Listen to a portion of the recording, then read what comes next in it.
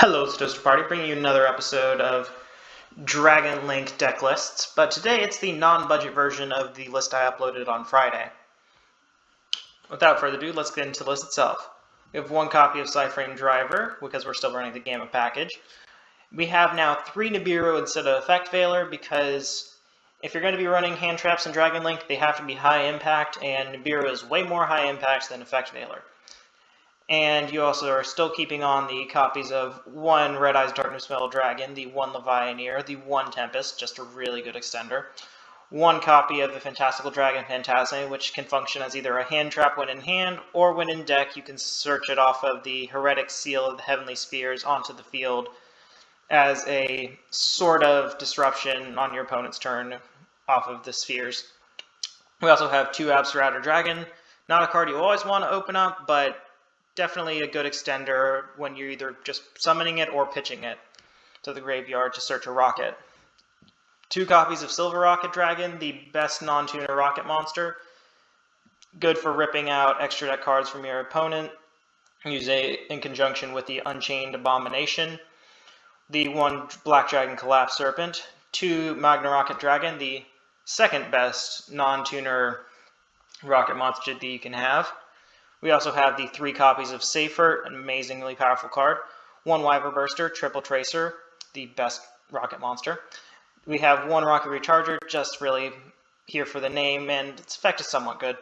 We also have the triple copy of Gamma, 1 Phalanx, 1 Black Metal Dragon, 1 Brotar, 1 Rocket Synchron, which is a new card to this list, which can be used in conjunction with Crystron Halquifibrax to be able to go into Apollousa prior to going into your Guard Dragon plays, which means that you can be a bit looser with your zone placement of your monsters, because Apollousa just points down, and so you can just summon LP and continue to combo from there. So it'll allow us to have some new lines that can be pretty neat.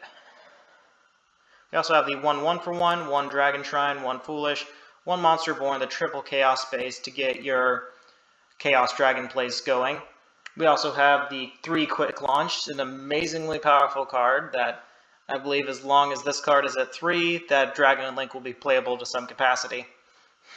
We also have the 3 World Legacy Guard Dragon, basically 3 extra copies of Monster Reborn in this deck. We have 1 Dragoonity Divine Lance, the card of search of choice off of your Dragoonity Knight Romulus, which is basically a second Halquifibrax. We also have the Boot Sector Launch, great for extension, and the 1 Dragon Ravine, just to search off of in case you put the Divine Lance in your opening hand due to drawing it accidentally. We also have the Borreload Savage Dragon, Draco Berserker of the Tenyi, an amazing secondary Synchro 8 to go into. Unchained Abomination, the basic replacement for Union Carrier, because instead of Buster Locking, we just rip cards out of our opponent's extra deck now.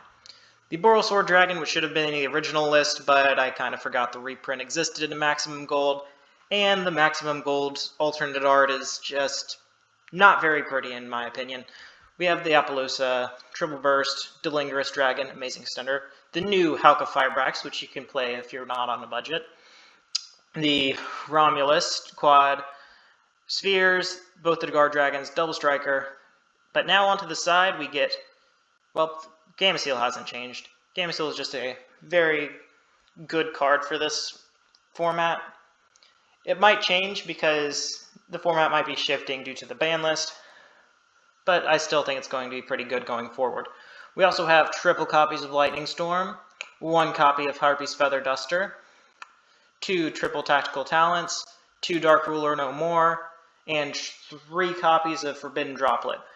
I think Forbidden Droplet is going to be really good in this upcoming format, because if Virtual World is still going to be at the top of the pile, then you're going to want to be able to interact with your opponent's True King of All Calamities on the very beginning of your turn, so that they can't really prevent you from playing the game. And then finally, we have 1 copy of Red Reboot, just for any remaining back row decks that are trying to blow you out with trap cards for some reason, and you somehow didn't destroy everything with the Harpy's Feather Duster and Lightning Storm. But that's my list. Hope you enjoyed, and I hope you have an excellent day.